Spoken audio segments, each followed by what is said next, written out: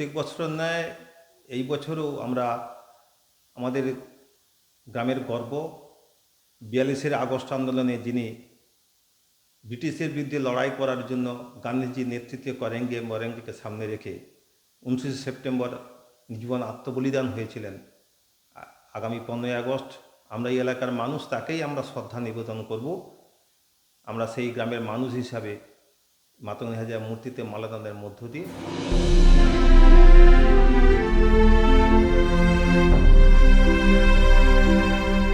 বিভিন্ন জায়গা থেকে বহু মানুষ আসেন, তারা এখানে শ্রদ্ধা নিবেদন করেন এবং আলিনান গ্রামে মাতঙ্গিনী হাজরার ব্যবহৃত জিনিস তার একটি গ্যালারি রয়েছে।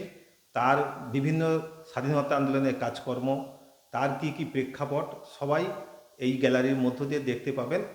এই আমাদের কর্মসূচি আছে এবং বিশেষত মাতঙ্গিনী হাজরাকে নিয়ে আমরা গর্ব অনুভব করি। তার যে প্রয়াণ দিবস ২৯শে সেপ্টেম্বর, সেটাই এখানে আরও সাড়ম্বর এখানে হয় মাতঙ্গিনী স্মারক কমিটির মধ্য দিয়ে ব্লাড ডোনেশন ক্যাম্প থেকে শুরু করে এবং বিভিন্ন রাজনৈতিক দল সবাই শ্রদ্ধা নিবেদন করতে আসেন।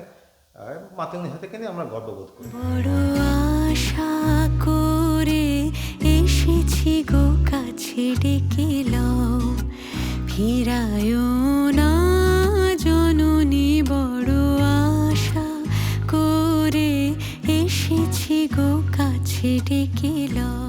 বাড়িটা প্রায় ভগ্নপ্রায় অবস্থা আছে, সেক্ষেত্রে পরিবারের আপনি মানুষ কি বাক্য বলবেন নতুন সরকার? আমরা নিশ্চয়ই মাতঙ্গিনী হাজরা যেহেতু সবাইয়ের মাতঙ্গিনী হাজরা, পূর্বতন সরকার এখানে একটি গ্যালারি তৈরি করেছেন এবং মাতঙ্গিনী বাড়িতে আসার জন্য রাস্তা থেকে শুরু করে লাইট এবং পানীয় জল সর্বত্রই করেছেন।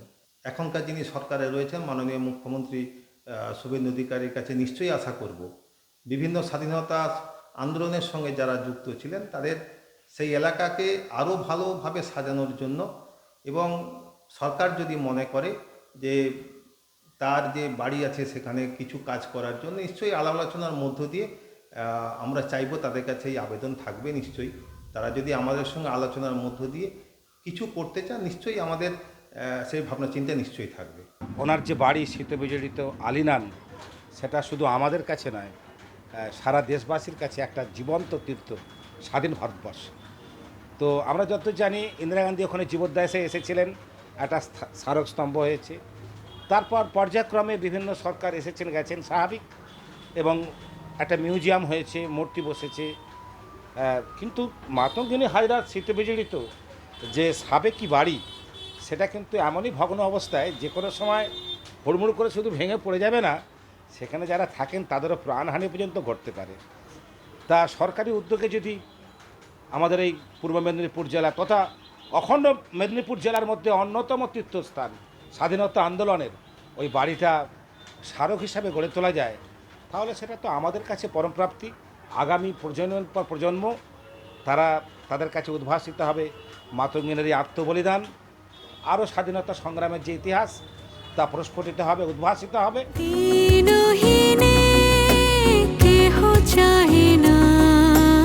তুমি তারে রাখিবে জানি গো।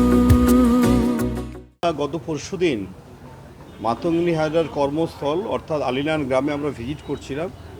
আমার সঙ্গে জেলার আমাদের সম্মানীয় ডিই সাহেব উপস্থিত ছিলেন, আরও অন্যান্য আধিকারিকরা ছিলেন। আমাদের যাওয়ার মূল উদ্দেশ্য ছিল যে স্বাধীনতা আন্দোলনে অনেক বীর যোদ্ধা, বীর দেশপ্রেমিক, তাদের অবদান যেমন রয়েছেন, সঙ্গে ভারত ছাড়ো আন্দোলনে গান্ধীজির ডাকে অনেকেই যখন আত্মবলিদান দিচ্ছিলেন, তখন আমরা মাতঙ্গিনী হাজরার আত্মবলিদানের কাহিনী সকলেই আমরা এখানকার মানুষজন বিদেশ সবাই জানি, দেশবাসী সবাই জানেন। সেই মাতঙ্গিনী হাজরার বাড়ির অবস্থা অত্যন্ত ভগ্নপ্রায়। ফলে আমরা মনে করেছি যে পূর্ব মেদিনীপুর জেলা পরিষদের উদ্যোগে তার বাড়িকে সংরক্ষণ করা খুব প্রয়োজনীয়তা আছে। তাই তার বাড়ির মানুষজনদের আহ্বানে সেখানে আমরা গিয়েছিলাম। সেখানে গিয়ে আমরা পর্যবেক্ষণ করেছি, এসে আমরা জেলাশাসক মহোদয়ের সঙ্গে আলোচনা করেছি।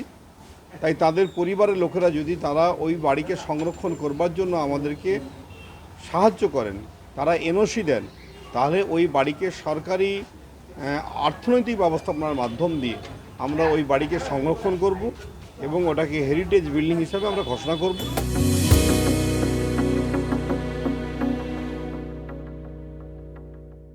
ফলো করুন সংবাদ প্রতিদিন ডিজিটাল।